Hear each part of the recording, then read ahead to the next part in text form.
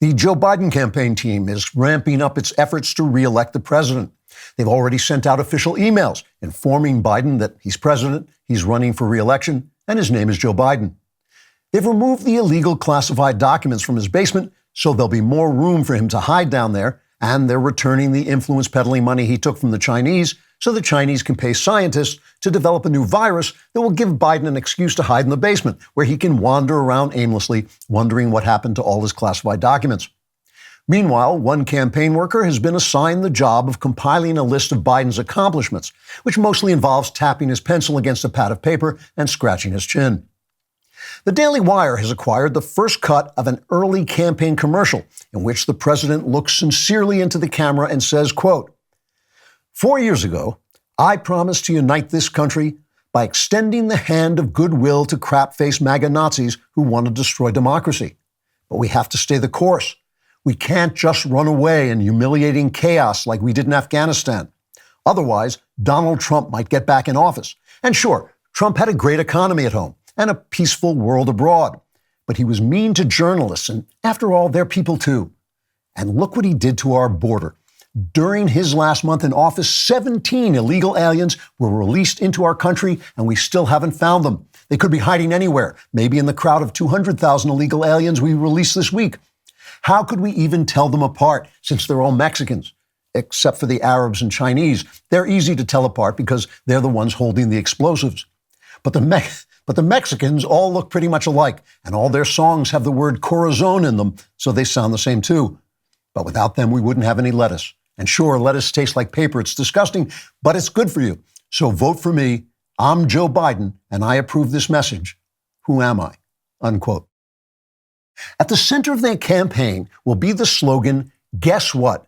Bidenomics is working," which Biden will deliver himself in a terrifying, raspy whisper that sounds like the voice of a demon spewing hellish lies, like, "Guess what? Bidenomics is working."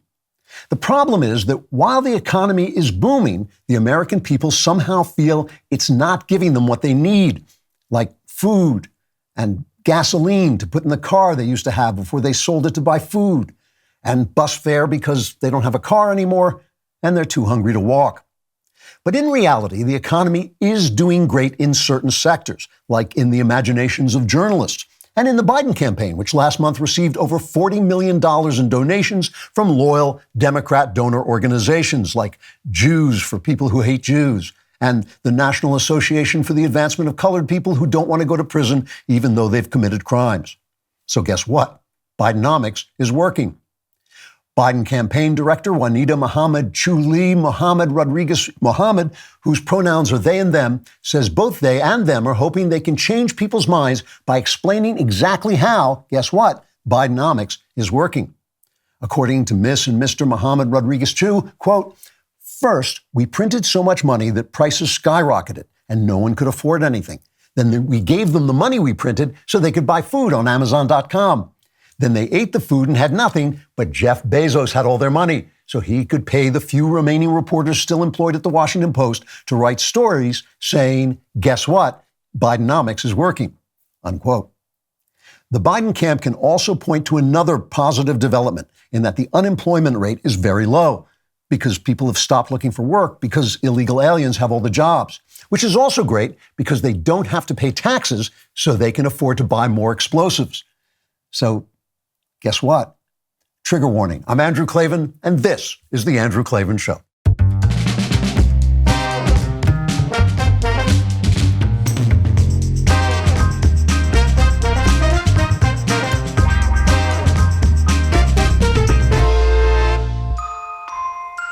All right, we are back laughing our way through this incredible disaster, but we just keep laughing because we're a little bit insane, probably. We've been driven mad.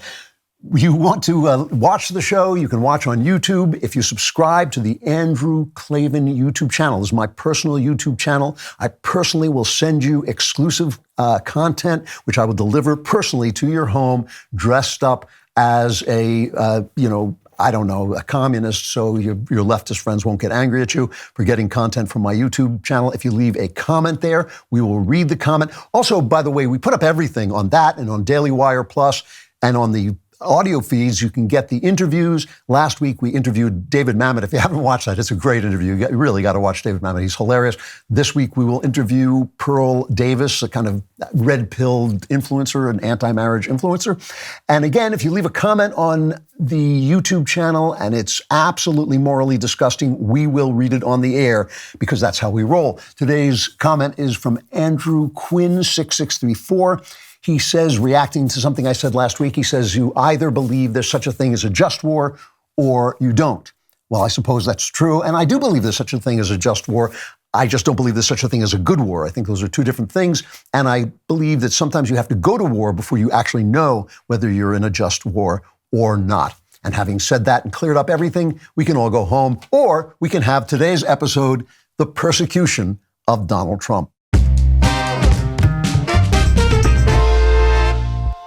Now, for the last couple of weeks, I've kind of been hitting Tucker Carlson for his obviously absurd reports from Moscow. And my general point has been that just because we're bad doesn't mean Russia's not worse. It is worse. But the reverse is also true, that just because Russia is worse doesn't mean we're not bad. We are. And I think that the stuff that Tucker Carlson has said about that is very true. So today I'm going to be talking about something. I'm going to be talking about the news, obviously, all the stuff that's going on. But I'm going to take it from a sort of personal point of view, not from my personal point of view, but personal to all of us, which is I want to talk about how to remain joyful and creative and centered and calm in the midst of rocky times, because we are heading into rocky times. We're already in rocky times. And as the election approaches, we can guarantee that this is going to be tough. It's going to be tough on all of us. And let me remind you of two things. One is that human history has times like this. It's not as bad as it's been other places, but there are good times and there are bad times, just like in your life. And if your state of being is going to depend upon what is happening outside of yourself, if your heart is completely at the mercy of events, you've given away your greatest power, which is the power to live as you please and in your best possible way so that you respect yourself and the people around you get strength from you instead of just running around in panic. The second thing I want to remind you of is that everybody dies. And, at my age, it could be during this show, but for the rest of you, it will happen eventually, which means you don't want to spend your brief time on Earth being miserable because you pass through some of the bad times as well as some of the good times. So let's get started with Chapter 1, The Locusts of Corruption.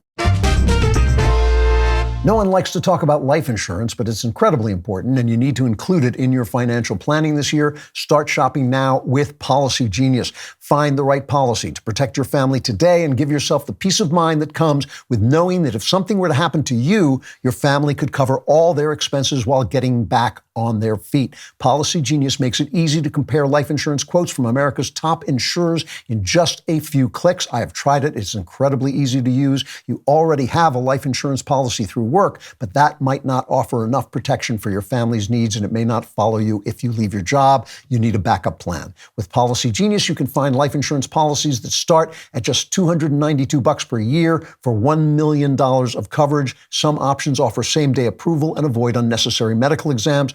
Policy Genius has licensed agents who can help you find the best fit for your needs when they make it this easy. There's no excuse not to do it. Policy Genius works for you, not the insurance companies. That means they don't have an incentive to recommend one insurer over another, so you can trust their guidance. Save time, save money, and give your family a financial safety net with Policy Genius. Head to policygenius.com/Klavan or click the link in the description to get your free life insurance quotes and see how much you could save. That's policygenius.com/Klavan. No one likes to talk about how to spell Klavan, but it's Klavan. Klavan, there are no E's in Klavan.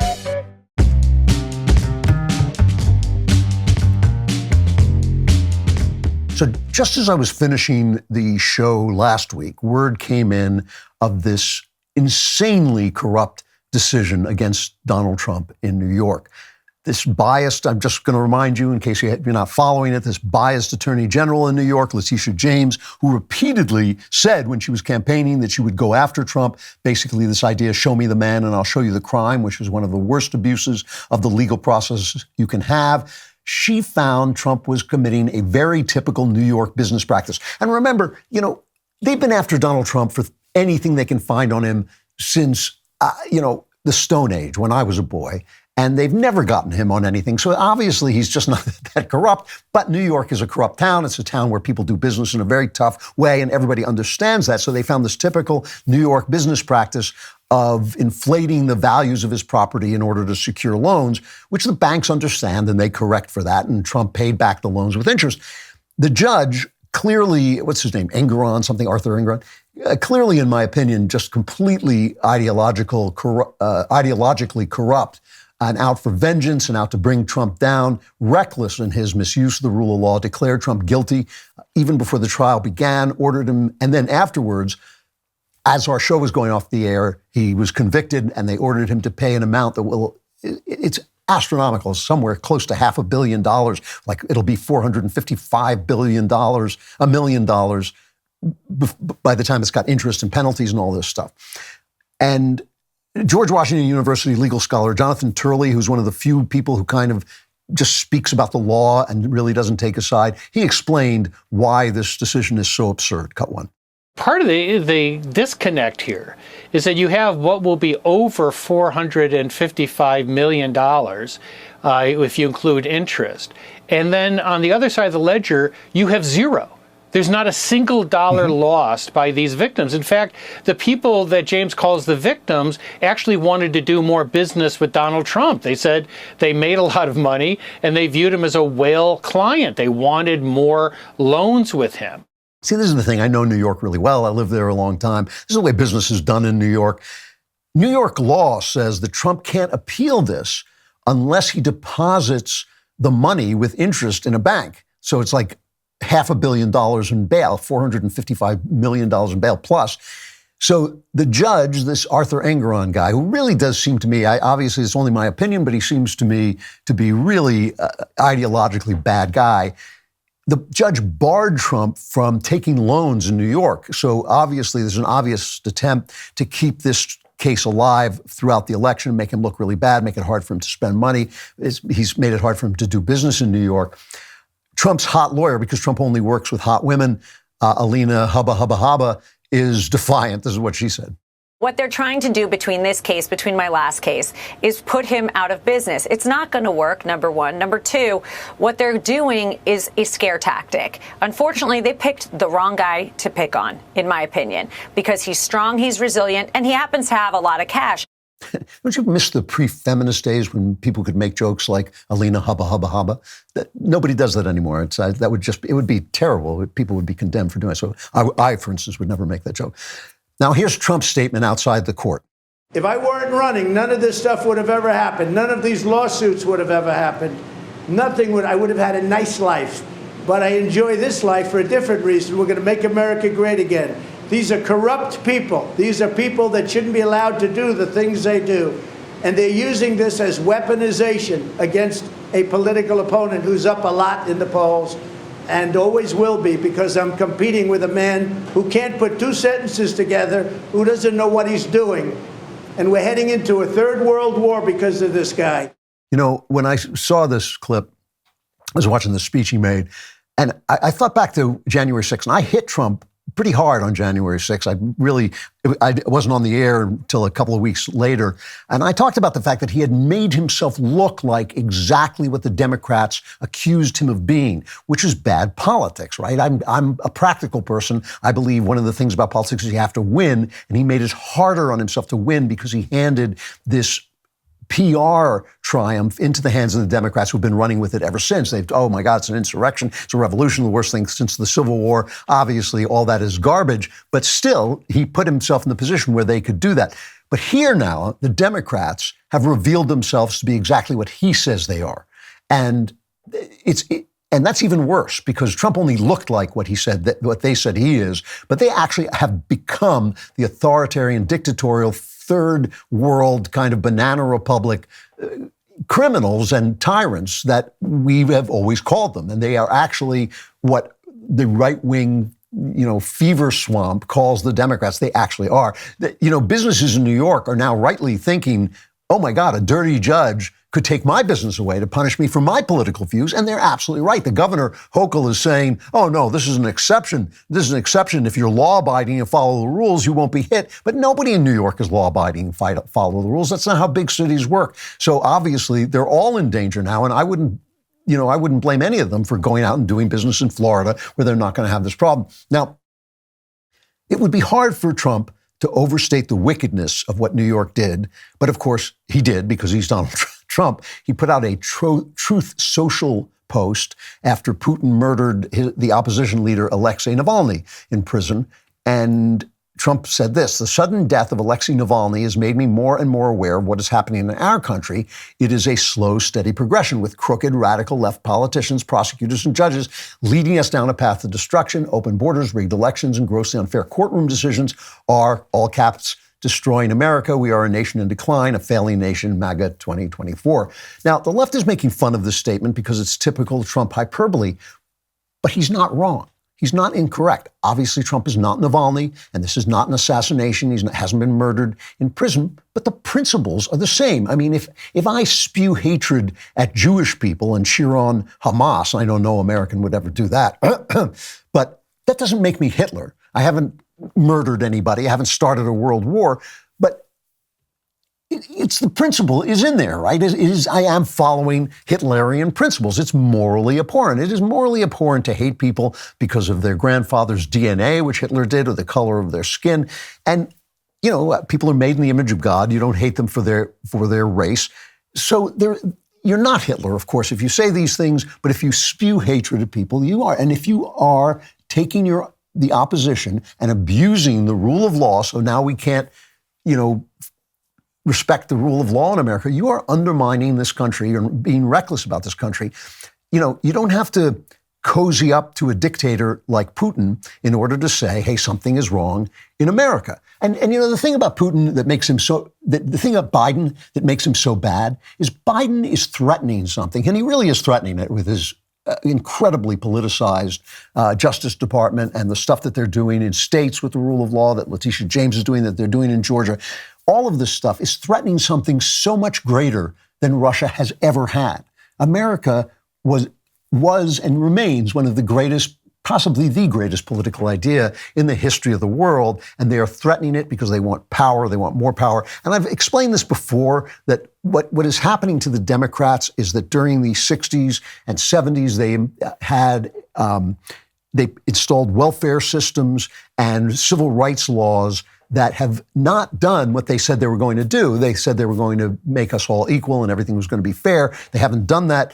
But at the same time, they have enriched the Democrats and a lot of politicians by giving them power and giving them control over all those tax dollars. And so every time you say this is not working, they call you a racist and they ramp that up. And since it's getting worse and worse and worse, and now we see, the high crime in black neighborhoods and dysfunction in black neighborhoods and illegitimate children in black neighborhoods. And we see that, and they haven't done anything. In fact, they've made it worse because of their welfare and because of feminism and things, telling people they didn't need to get married. They've made things worse. So now they've just abandoned even like this pretense, and what they say is, well, we're just going to hire black people. We're not going to hire white people. We're going to call white people bad people, and we're going to be as racist as they were in reverse, and that's going to help because when you're racist in reverse, that fixes the old racism. And they're just now basically have become the thing that they said that they were going to fix in order to hide the fact that this fountain of tax dollars being poured in to their welfare programs and this fountain of power that they've got through civil rights law and its abuse by trial lawyers, all of those things won't go away because they're going to fix everything, and the black people will keep voting for them because they're being given jobs they are not qualified for because they haven't gotten an education, because they were locked out of their schools. My point is, though, that you don't have to feel that Tucker Carlson is right or that Putin is a good guy to understand that something is terribly wrong in this moment in America. That is a right to feel. It's not some crazy right-winger telling you everything is a conspiracy and you have to be miserable. You're right to be upset. You're right to be angry. My point is just this. Even though these things are true, even though it is a difficult time, you only have one life. And it is not at the point where people are kicking down your door. It's not at the point where people are shooting you or carrying you off to prison. we don't want to exaggerate that. We want to exactly focus on what's going on and not let our minds be poisoned by their minds. And that brings me to Chapter 2, Full Court Press. So I had to wake up at around 4:30 this morning to get here. And I'm really glad I have some Beams Dream Powder that will put me to sleep fast so I can get some sleep before I wake up at 4:30 in the freaking morning. Beams Dream Powder contains a powerful all-natural blend of ingredients, including magnesium L-theanine. It's not just your run-of-the-mill sleep aid. It's a concoction carefully crafted to help you slip into the sweet embrace of rest without the grogginess that often accompanies other sleep remedies. Sleep is the foundation of our mental and physical health. You must have a consistent nighttime routine to function at your best. Today, my listeners get a special discount on Beams Dream Powder, their best-selling hot cocoa for sleep with no added sugar, now available in delicious flavors like cinnamon cocoa, chocolate peanut butter, and mint chip. Better sleep has never tasted better. Just mix Beam Dream into hot water or milk, stir or froth, and enjoy before bedtime. If you find yourself battling the bedtime blues, give it a shot. Your weary self will thank you. If you want to try Beam's best-selling Dream Powder, take advantage of 40% off for a limited time when you go to shopbeam.com/Klavan and use code Klavan at checkout. That's shopbeam.com/Klavan with my promo code Klavan for up to 40% off your order. Why do they tell us how to spell Beam, which anybody can spell, but not Klavan, which people keep putting E's in Klavan? There are no E's in Klavan. I just make it look this easy. There are no E's in Klavan.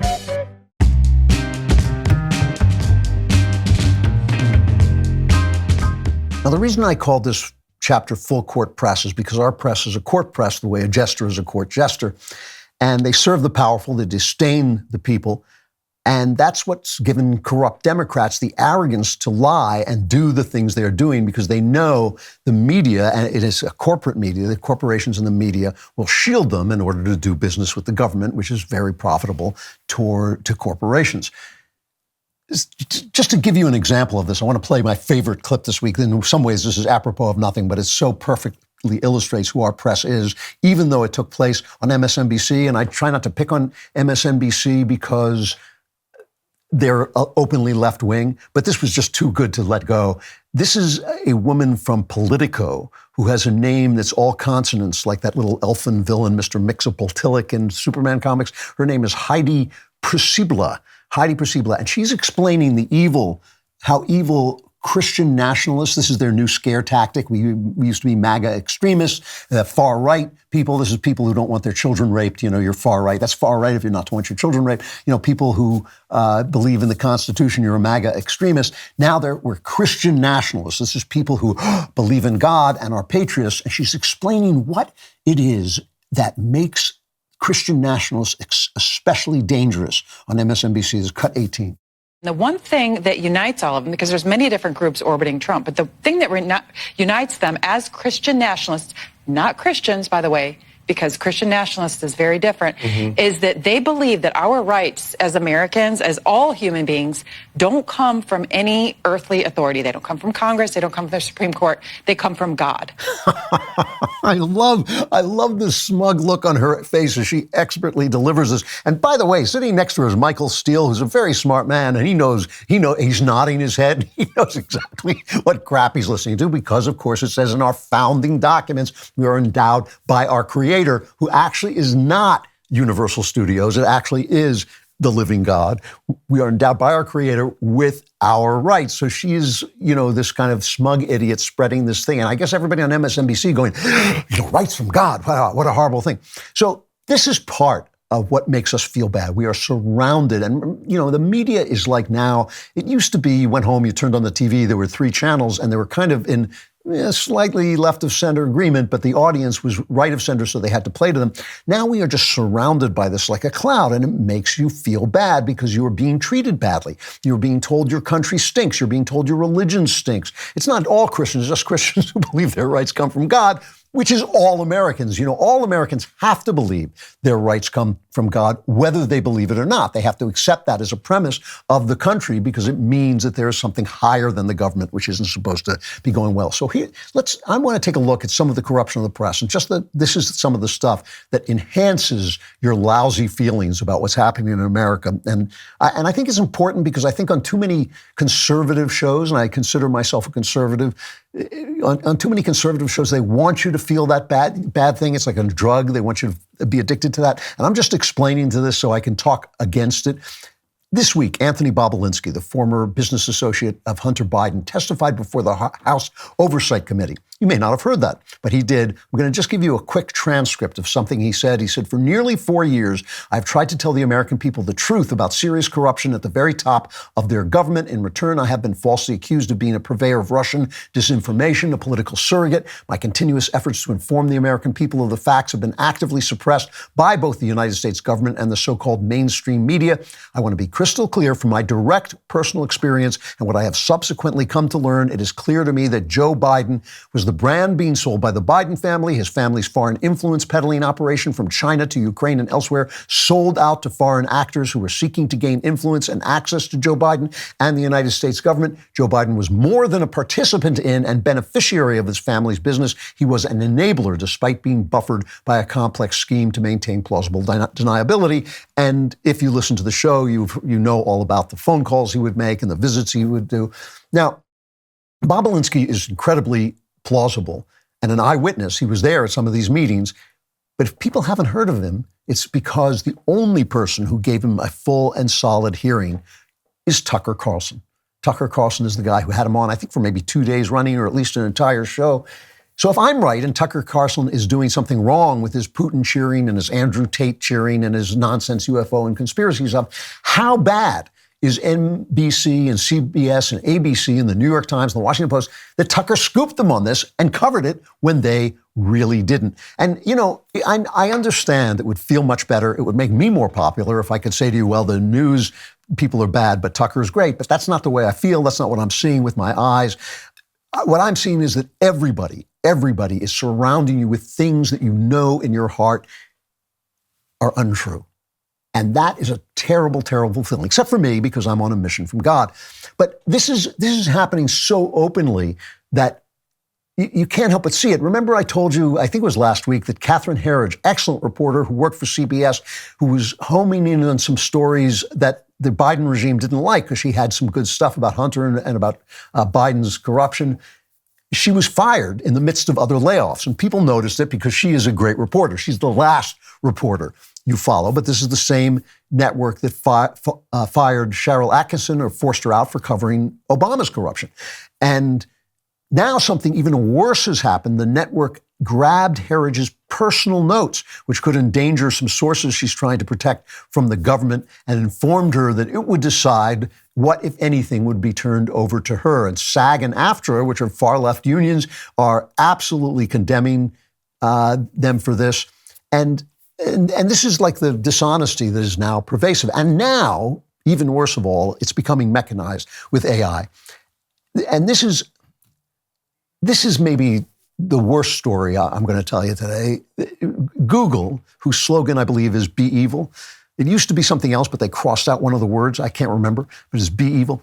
They've unleashed their new AI, which is called Gemini. And it's instructed to take your requests and make sure that you are schooled in its replies with its racially diverse replies. In other words, it will not give you what you ask it for. It will give you what you ask it for as it should be. So if you tell it to give you a picture of George Washington, you get something like this, where George Washington is a black guy, as we all know, of course, he was. And Google has paused the AI because they were called out in so many things. I mean, it's just ridiculous. You ask it for a picture of the Pope, it gives you a black Pope. There's never been a black Pope. You ask for a hockey player, it gives you a female hockey player, which is hilarious. Google says, we're trying to correct it. It says Gemini's AI image generation does generate a wide range of people, and that's generally a good thing because people around the world use it, but it's missing the mark here. This is from Jack Krawczyk, everybody, they're all Mr. Mixopotillic. They all have consonants in their names. He's the senior director for Gemini Experiences, but he's full of it because this is the same guy who once tweeted, "White privilege is effing real. Don't be an a-hole and act guilty about it." You should act guilty about it. Do your part in recognizing bias at all levels of egregious. Now remember, this bias that is at all levels of egregious is simply the failure of their programs. That's what it is. It's not bias at all levels. People are perfectly welcoming now. I think, people want black people to come and work with their firms because of all the lawsuits. So they're perfectly welcoming, and this is just a way of protecting this mountain of money that they get from Great Society programs, Great Society and following programs. So this guy is full of it. Here's Jenny, who works on Gemini. She has her title is something like Expert in Responsible Innovation and AI Ethics, because we're living in George Orwell. Here's what she said about putting together a diverse staff, cut 16. I treated every member of my team the same and expected that would lead to equally good outcomes for everyone. That was not true. I got some feedback that a couple of members of my team didn't feel they belonged because there was no one who looked like them in the broader org or our management team. It was a wake-up call for me. First, I shouldn't have had to wait to be told what was missing. It was on me to ensure I was building an environment that made people feel they belong. It's a myth that you're not unfair if you treat everyone the same. So first they hide this thing. They don't tell you that it's going to make George Washington black. Then they get called out for it and they say, we're pausing it. We're going to fix it. But they're lying, because the lie is not that George Washington was black. That's just a stupid falsehood. The lie is DEI. The lie is that you should treat people unfairly, as this lady says, because you can fix bigotry in the past by being bigoted in the present, which is absurd. The people who suffered the worst indignities in the past are dead. What you are doing now is penalizing innocent people for things that were done by people who are dead, right? And who were living in a culture that was, basically shaping their opinion. DEI is a lie. The efficacy of DEI is a lie. And let me tell you something. Elon Musk and, Bill Gates are not going to be hurt by DEI. Nobody was going to say, I'm sorry, you have to be a black person now. We have to get rid of you and have a black billionaire. No, only working class people, white people, are going to be hurt by this because they don't have the power to strike back at these idiots who are only defending their interests, which is the interests of having these programs in place that help trial lawyers, that help Democrat politicians, that bring in all these tax dollars and make the government bigger and stronger. DEI is a lie because it is racist, okay? Racism, this is the thing. Racism is a lie, and when you are confronted with racism, it makes you racist too. People often tell the truth, which is that there's probably more anti-white racism in the black community than there is anti-black racism in the white community. But yeah, you can understand that. Blacks have been treated badly historically in this country, and you can see how that resentment builds up. That's what happens. Douglas Murray wrote about this in his book, The War on the West. You probably know him from his recent Israel coverage, but he's a terrific writer, good guy, very, very smart. And he was writing about this in his book, The War in the West. He said he did not think of himself in racial terms. He did not want to think of other people in racial terms. But if you put him in a corner, if you keep saying to him that whites are no good, that whites are bad, that everything whites did was bad, that everything they did was racist, he is then going to respond. And when he responds, having been backed into this corner, this is what he is going to say. And I'm quoting Douglas now. The good things about being white include being born into a tradition that has given the world a disproportionate number, if not most, of the things that the world currently benefits from. They include almost every medical advancement that the world now enjoys. They include almost every scientific advancement that the world now benefits from. White people founded most of the world's oldest and longest established educational institutions. They led the world in the invention and promotion of the written word. White Western peoples happen to have also developed all the world's most successful means of commerce, including the free flow of capital. This system of free market capitalism has lifted more than 1 billion people out of extreme poverty poverty just in the 21st century thus far. It is Western people who developed the principle of representative government, of the people, by the people, for the people. It is the Western world that developed the principles and practice of political liberty, of freedom of thought and conscience, of freedom of speech and expression. It evolved the principles of what we now call civil rights, rights that do not exist in much of the world. All this is before you even get into the cultural achievements that the West has gifted the world. Now, white people would be justified in saying that confronted with bigotry. And that's where I don't want to live. I do not want to live in this place. First of all, I believe Europe was at its height, was the greatest culture that mankind has yet seen. I don't believe it was that because the people in it were white. They were all different races. The Spanish were different from the French, and the French were different from the English, and they're different today. They're different people.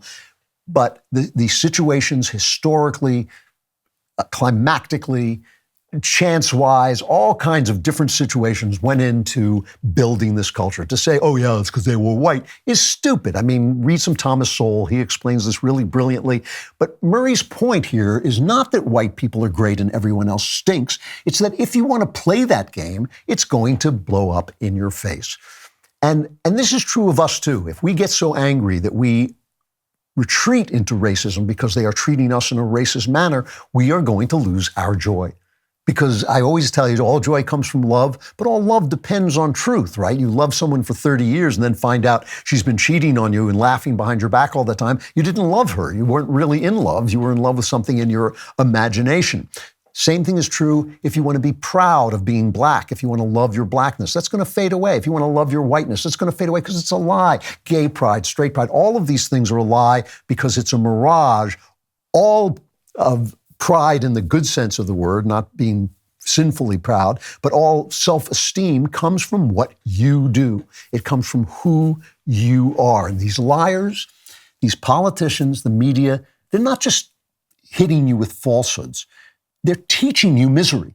They're teaching you lovelessness. They're teaching you joylessness. And the minute you become them and say, well, white people gave us most of the good stuff we have, then they're going to, of course, scream that you're the racist, even though you're just reacting to their racism. So my question is this. This is the thing I'm trying to get to. Are we going to learn the lessons they're teaching us? Or are we going to learn the lessons that will keep us steady as we guide this country through a period of tumult and change? It's going to be tough. The waters are going to rise. There's just no question about it. The darkness is going to come. We're going to be moving through shadow in rough water. But who are we going to be when we go into that water? And who are we going to be when we come out the other side? And there are already signs that we will come out the other side. Are you a few years or decades out of school and wondering, what did I even learn or what was the point? You might even think, I don't have the time to learn anything new. If that's you, you're not alone. It's not too late. Hillsdale College is offering more than 40 free online courses.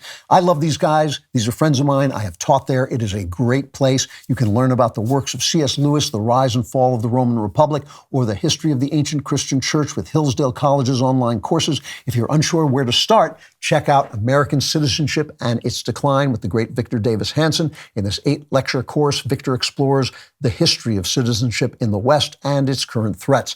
Threats like the erosion of the middle class, the disappearance of our borders, the growth of an unaccountable deep state, and the rise of globalist organizations. The course is self-paced so that you can start whenever and wherever. Start your free American Citizenship and Its Decline course with Victor Davis Hanson today. Go to hillsdale.edu/Klavan to enroll. No cost, and it's easy to get started. Hillsdale.edu/Klavan to enroll. Hillsdale.edu/Klavan. But before you can learn, you have to learn how to spell Klavan. It's Klavan. There are no easy Klavan.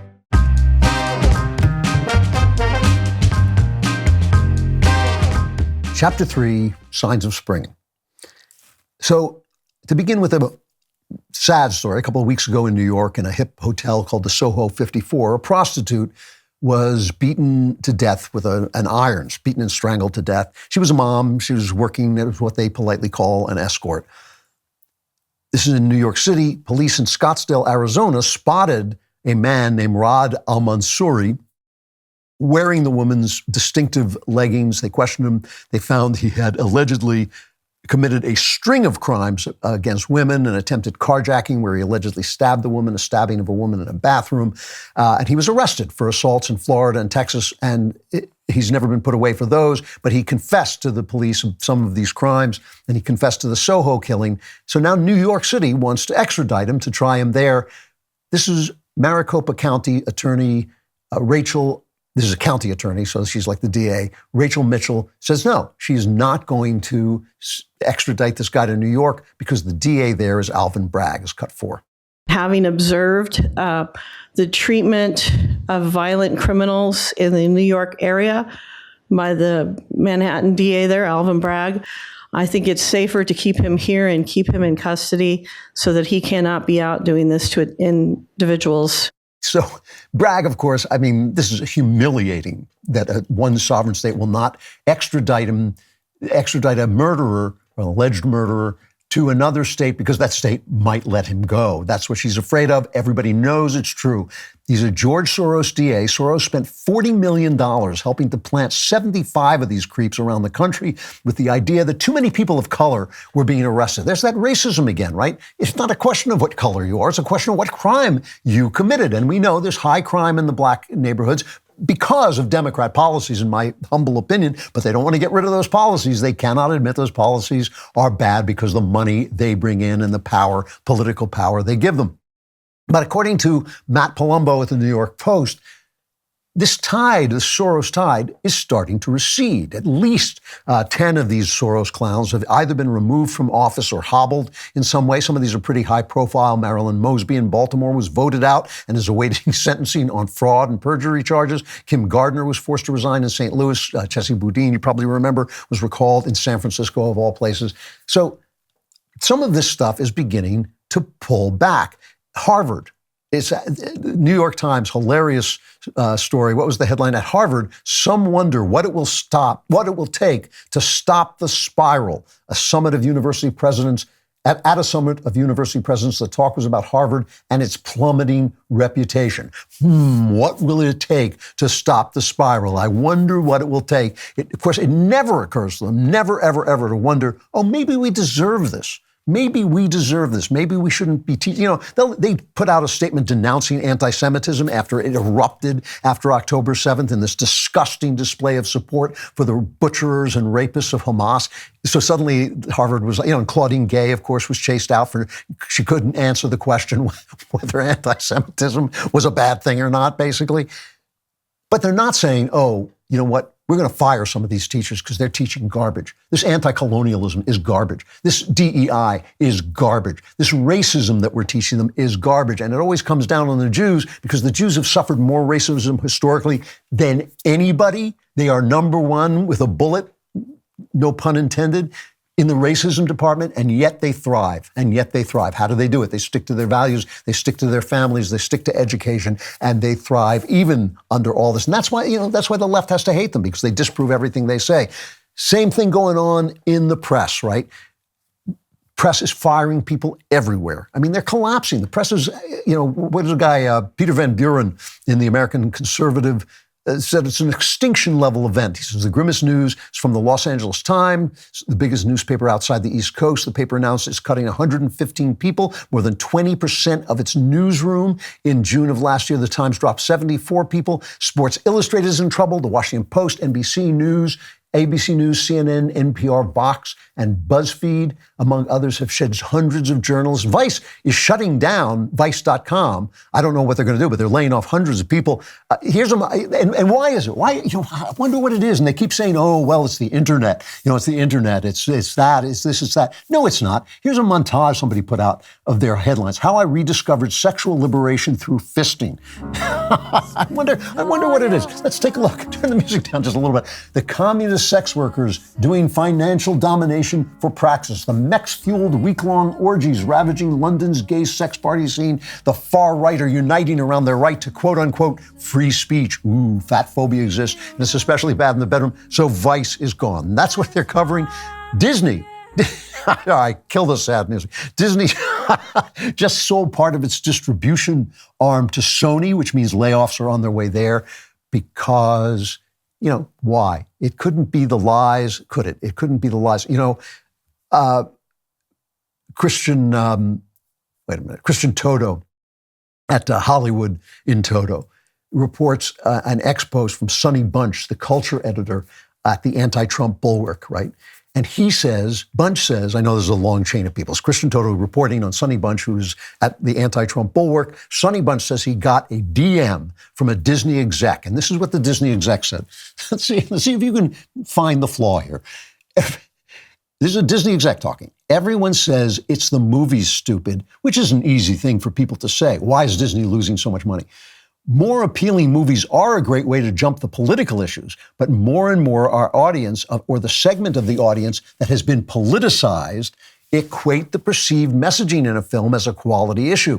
They won't say they find female empowerment distasteful in the Marvels or Star Wars, but they will say they don't like those movies because they are bad. So Make Better Movies becomes code for make movies that conform to regressive gender stereotypes or put men front and center in the narrative, which is what you're seeing now and what Bob Igar's pivot is about right now. So let's start with this. When they do it, when they stuff their messages into the film, that's not politics. It's only politics when we protest. Like, it's only a culture war when we fight back. Otherwise, it's not. But the other thing is this. They're here to entertain us. It's not, what are we supposed to think? Oh, I have to go out and prove to Hollywood how righteous I am because we know how righteous they are, right? I hope they'll stop screwing children for a minute and watch how righteous I am by going to their movies. It's their job to entertain us. And by the way, one of the ways they can entertain us is by learning from our higher morality how they should be instead of telling us from rehab or wherever the hell they are, instead of phoning their fourth wife and saying, you know what, we've got to teach these people how to be moral people because they suck. They're terrible people. And this is one of the reasons, and they just don't know what's happening. They put out this movie this weekend, I think it was, with there's a female action picture called Madam Web, Three Lady Spider Girls. So John Nolte, the Noltenator from Breitbart, who I just love the guy. He eats this stuff. This is like cake to him. He writes, when a $100 million movie at another $50 million or so for promotion opens over a 6-day holiday weekend to just $26 million domestic and another $26 million overseas, it's over even before it began. The Hollywood Reporter this is a fairly left-wing trade paper, allows a tiny kernel of truth to sneak into the article. I don't know if women are enough to carry the box office here, one source told the Hollywood Reporter, which adds, it has to be a source because they wouldn't be named. Males make up 65% to 70% of the superhero audience in North America. In the case of Madam Web, the percentage of female viewers was only 46%. That's the problem, right? Men don't want to see women beating people up because women don't beat people up in real life. And because part of the sexual dynamic is that men protect women, and that's part of what creates the drama of living and therefore creates the drama of storytelling. The power that women have is very different than the power that men have. And, again, when I complained once that women couldn't win a sword fight in the medieval times, people went nuts because they lie to themselves. Women tell themselves, oh, we don't need men. It's the same as when you say, oh, white people, what have white people ever done that's good? What have women ever invented? I mean, men, if you're going to play that game, there is a thing that men do, which is invent stuff and build stuff and make stuff in order to protect women and their children. But that's been erased. I mean, I don't know if you saw the last Mission Impossible story. You couldn't tell the difference between the women and the men. It was absolutely sexless because the women are just as tough as the men. So, again, you have to picture these meetings. You have to think about what these meetings are like. When a guy says, all right, most of the audience for action films and superhero films are male, and they want to see strong men protecting women. Let's not give them that, because then we're telling them that it's okay to be them. We don't want to make entertainment. It costs about, $20 to go see a movie now? We don't want people to pay $20 to be entertained and told that it's okay to be them. Okay, they built this country. Yeah, they're the backbone of this country. Yeah, they do most of the living and dying and paying taxes in this country. But we're Hollywood. We know what's best. We're the people. So let's give them movies that they don't want to see. And then when they don't come, we call them names, and that will make them come, and then they'll be educated. What was the end of that meeting? Yes, son, take the rest of the day off. What a great idea, Get me, some girl on the phone and put her in an outfit and let her beat people up. You do that, Bob Cratchit, before you dot another I.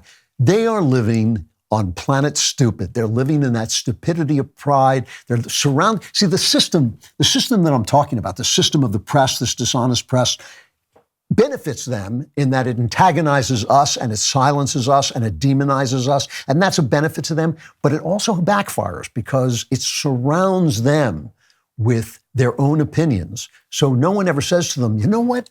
This idea about making movies that people don't want to see and then insulting them when they don't show up, that's actually a bad idea. I'm sorry, what did you say, Rutherford? I said it's a bad idea. It's a bad idea. We're spending, $200 million, $150 million. We want to make that money back? Wait, you interest me strangely. Let me hear more. If you want to make that money back, people have to want to see it. It has to be in keeping with their values because they're the audience. They have the money. We want the money. Could you write that down? File a report and get back to me. They are living in this stupidity that is caused by the fact that they have built for themselves an ironclad bubble. It's an iron bubble in which they never get to see who they're offending, namely their audience. Now, the plan to save their civil rights structure that feeds trial lawyers by having them sue perfectly innocent people, that destroys the right to associate with anybody you want to, even if you're a bigot, that the welfare that has made black people and other poor people dependent and has encouraged and subsidized single-parent homes, which means increasing crime, which means get more people being put in prison, which means George Soros sitting around saying too many black people are in prison. They do not want that to go away. So all they're going to do is hammer you and hammer you and hammer you with the fact that it's your fault. You're not seeing what you're seeing. You're not who you should be. It's all your fault that their plans failed. Now, does that mean that it's going to work? Of course it means that it's going to collapse. My point is, in this chapter, it is collapsing as I'm talking. All of their plans are going down the drain. They're making a fortune off AI, and AI is going to do a lot of good things, but the AI they're making stinks so badly that it's going to be replaced ultimately by someone smart enough to do it. However, all of this is aggravating. It is truly aggravating, and that's what I want to close out with in the final chapter, The Long Good Friday. HIMSS is changing men's healthcare by providing access to affordable and discreet sexual health treatments, all from the comfort of your home. HIMSS provides access to clinically proven generic alternatives. They're up to 95% cheaper with options as low as $2 per dose. The process is simple and 100% online, meaning you don't have to endure any uncomfortable doctor visit. Simply go to hims.com/Klavan and answer a series of questions on their site.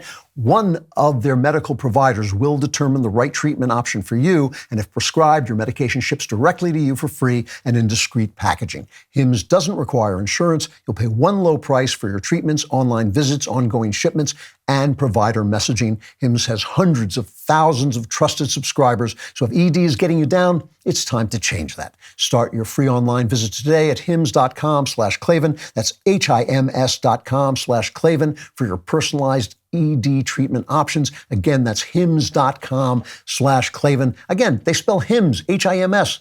You're sitting there going, hey, I know how to spell HIMS. I don't know how to spell Klavan. It's KLAVAN. Prescriptions require an online consultation with a healthcare provider who will determine if appropriate. Restrictions apply. See website for details and important safety information. Subscription required. Price varies based on product and subscription plan.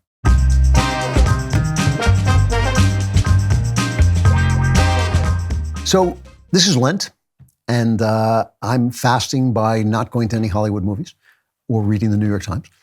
It's very painful for me, but I'm somehow getting through. But Lent, as you know, ends with Good Friday. It ends with Easter, but Good Friday is the day of the crucifixion. And I think about Good Friday a lot, not just during Lent. I think about it all the time because on Good Friday, Christ was crucified, and the people who followed him and believed in him and loved him and received love from him and saw him do things that no one had ever done before and no one has done since were devastated. They were crushed, right? I mean, even though he had told them again and again, 3 days I will rise, they had no idea what that meant. How could they? How could anybody know what that was going to mean? So at that moment, when they thought things were blackest, they were actually on the verge of the greatest miracle in human history. And I know this from personal experience. At the time in my life when I thought I was buried in a dark hole from which I would never arise, I thought everything was the worst. I was, in fact, about 10 feet away from seeing the light at the end of the tunnel. I sometimes want to go back to that kid and smack him in the face and saying, you're sitting here thinking of killing yourself, but in fact, you're there, you made it, you've done it, and the light is about to shine. Now, things are going to be rough this year, but I'm watching what's happening, and I see them rolling back. I see the left rolling back. I see wokeness collapsing. I see the arts collapsing. I see opportunity all around. And I know that they're trying to stop us. The Stripe, which is the system that we can get payment on Substack. Spencer and I are doing this Substack about God called The New Jerusalem. And Stripe, for no reason whatsoever, has canceled our ability to get money for it, to have people subscribe, give us pay subscriptions. And we've been fighting with them, and we can't get anybody who speaks English. It was really, really difficult. It happened to libs of TikTok. Stripe did that too. And as we get to this election, more of this is going to happen. My numbers, my followers on X haven't budged for weeks, which is ridiculous because I see them signing up, but they never budge, because they are going to start to shut down voices now. And it's going to be real, and they're going to call us conspiracy theorists for pointing it out, but it's a real thing. They're going to shut people down. And so it's going to feel like, oh my God, this is the darkest thing ever. I don't know who's going to win the election. I don't know who's going to be in the election, to be absolutely honest with you. I think things are going to be a lot different than we think they are. But this is not the moment when everything is going to collapse around our ears. We're not at that point yet. And whether it is that moment or not, we still have to live the only lives we have. This is the only life on earth you get. This is it. There may be a new heaven and a new earth and a new life, as I believe, but still, this is this life, and it's precious. It's beautiful, and you want it to be a beautiful life. And in that moment of Good Friday, when people had lost all their faith, they needed to find out, as they would find out, that in fact all their faith was justified. All their faith was justified, but that didn't mean there wasn't going to be darkness. There weren't going to be periods of darkness.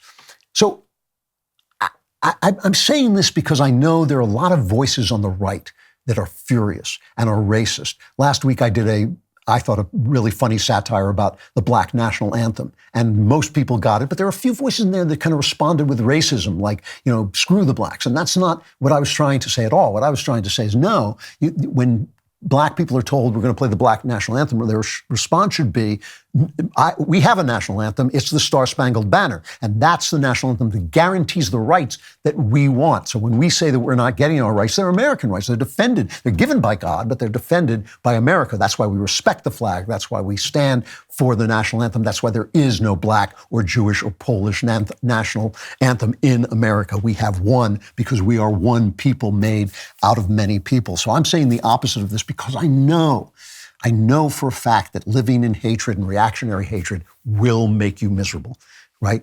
You have to ask yourself, all these people talk about like the Benedictine option, we're going to form our own communities. And there's some good to that. That's a conversation for another day. But you are, the image of God is you, right? It's not Donald Trump. It's not somebody far off. It's not some rescuer who's going to come. It's you. And so you have to ask yourself, what are you doing with the image of God? Let's say you're a mom, right? And your baby's screaming, won't stop screaming. Your toddler's throwing tantrums. Your little boy is running around the house destroying things. And it's absolute chaos. What are you doing? Well, you're creating souls. And that's not going to make that chaos feel better. You're going to feel the frustration that every mom feels in that moment. Every mom has had that moment. Most dads have had that moment too. But when you realize that what you're doing is magnificent, is so much greater than changing a diaper or making a meal or keeping a house clean, it's actually creating souls, beautiful new people. It's a very different thing, Maybe you work the job where you clean the bathrooms in the train station, and you don't feel like that's a job it's not a very high level job, but you're supporting a family, you're supporting yourself. You have the dignity of doing that work so that you can form yourself. Maybe you're a young person who has to do menial labor like I did before you can do the thing that you want to do like I did. And so you do that. You take the work. I used to say this all the time when I was working jobs that were not that good. I used to say it's the work of my hands. It's the work of my hands. I may be driving a cab. I may be, working on a construction site, but it's the work of my hands. And I'm going to take pride in it and take pride in what I'm doing. When you can look at yourself and say, oh, I'm doing the work of God, even though it may be frustrating right now or dark right now, then the stuff that other people are doing that's so ugly, you can live with that because you're doing the important thing that you were actually made to do. And this is why immorality weakens you. When you let them make you hate people, when you let them, because they say white people stink, white people stink, white people stink, we're going to be unfair to white people, and you start to say, oh yeah, well, black people stink. When you get to that, then you don't have the same pride because you're not the same person. You're not actually exercising the image of God and enlightening the image of God. That anger is not going to help you. So, I understand, people hit me on my son all the time, and they say, well, homosexuality is a sin. Homosexuality is a sin is fine, but if your Christianity consists of condemning gay people, do you think your life is going to be joyful? I don't think so. I don't think that's what's going to happen. I believe that Christ is the way and the truth and the life, but if my religion consists of condemning people who don't accept Christ, is my life going to be joyful? I don't think so. I was talking about this Substack, the New Jerusalem, which I'm extremely proud of. What I'm seeing us do, my son and I, the letters we're writing I'm shocked by what they are. And one of the things I talked about in one of my letters was I talked about the fact that they used to call Christianity the way. And when you think of it that way, it really changes how you understand it. All the moral orders, like don't commit murder, don't commit adultery, they stop being like sort of don't be naughty or the sky daddy will punish you, and they become disciplines of the soul that teach you about the reality of other people, which is the beginning of love. That's how you learn to love, is by learning that other people are different, other people have other sins than your sins, and you're going to love them in that sin at that same moment. You're going to find out, the same thing is true of charity. The poor you have always with you. You're not solving the problems of the poor by giving charity. You're teaching yourself that other people are more important than that coin you're grabbing in your hand. The least popular of Christ's commandments, judge not. And yes, he did say it, and yes, he did mean it. It's that condemning the sins of others don't advance you in your struggle to become the image of God inside you, And communion is part of the way too, taking the bread and wine and understanding that it becomes the body of Christ and understanding that everything we're doing, every single thing we're doing is about God. The way is a way of seeing. And what you're trying to see is you're trying to see what God sees when he treats the good and the bad alike, when he shines his sun on the just and the unjust alike. And what Christ said is, I have told you this so that my joy may be in you and your joy may be complete. And joy isn't happiness, joy is gusto and thinking, yes, I'm back at my job, which is so important because I'm creating souls, because I'm feeding a family, because I'm doing work that gives me dignity by supporting me, because I'm loving somebody in my life, because I'm giving them that love. That's where the joy comes from. It's the vitality of living. Don't let these guys take it away from you. I know who they are. I see who they are. I'm not blinded to the wickedness in our country right now. I'm not being Pollyanna. I'm not saying it's not there, but do not let them infuse their hate in you. Do not let them destroy your joy in living. And if that is happening to you, do what the wise men did in the Bible. Go home by another way. All right? Ask yourself, what am I doing with my life? What does my life mean? What does the work of my life mean? And focus on that, because we're going into rough waters and we want to come through it in the image of God. The time to join DailyWire Plus is here during our President's Day sale. President's Day is gone, but not the sale. Right now, get 30% off your DailyWire Plus annual membership with code DW30 at checkout. Your DailyWire Plus membership is your exclusive backstage pass to engaging conversations with the smartest and most trusted talent in America and all the other guys as well. It's your front row seat to the Daily Wire's upcoming hit movies and series like The Pendragon Cycle, Mr. Bertram, Snow White and the Evil Queen, and more. It's your inside access to ad-free, uncensored news and opinions that truly matter to you. So why wait? This is your chance to experience it all and more for 30% off during our President's Day sale. Go to dailywire.com/subscribe and use code DW30 at checkout. Klavan Klapbacks. This is Russia. This is China. This is what you've been reading about all your lives, and it's happening right here in our country. That was cheerful. Klavan Klapbacks, both are spelled with a K, Klavan and Klapbacks at dailywire.com. Write in whether you agree with me or whether you're correct, and we will try and read your letter. This is from MJ, Dear Mr. Klavan. Recently in the Backstage episode, Candace Owens asserted that women shouldn't vote because they're more emotional and less rational than men, and you agreed. I can see why many conservatives are coming to this conclusion, since many young women are falling for wokeism and voting for liberal leaders and policies. But I think this reveals that society has failed in their moral education rather than being evidence that women are inherently irrational. Best regards, MJ. Well, that's a perfectly good point. And I want to say first that when I say this, I'm half joking. And the reason I say I'm half joking is I believe the logic of America insists that women be able to vote. And the part in which I'm not joking is I do believe that women not only want to be taken care of, but need more taken care of because of children and because some of the things they do don't earn the money that men can earn because they're spiritual things. They're more important in some ways than the things we pay people for, right? We pay comedians $1 gazillion. We pay cops thousands of dollars. You know, we don't really, capitalism actually doesn't judge whether something is worthy of the money it pays. It just gives you the money that you can get. And so so that women need more protection, and so they vote for more protection. They vote for bigger government and less freedom. But the thing that is that they should be getting that protection and surrendering some of that freedom to their husbands. And the problem is the failure of marriage. This is why Obama put out that thing that's now been scrubbed from the internet. Remember the life of, what was it, Julie? The life of somebody, some girl, where he was just going to, Barack Obama was just going to give her things for her whole life. She didn't need a husband. She just needed the government to give her things. That's why they want to break up marriage. This is what Karl Marx said. He said, we've got to get women out of the home because the home is a bulwark against the great state, which is going to save us all. And so when marriage falls apart, women's votes become worse than useless.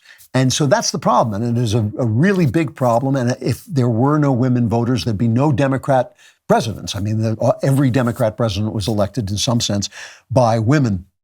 I think there may be one exception in that, but I'm not sure. But so that's the thing that I'm saying, and I'm saying it half jokingly. I don't actually believe that women should lose their votes, but I do think we've lied so much about what women are and what men are, and we've told people that if you don't agree with the lies, you're a bad person.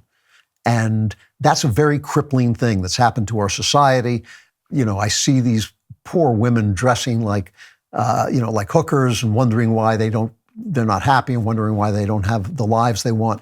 And I think that those women are going to vote badly. They're going to vote for more government.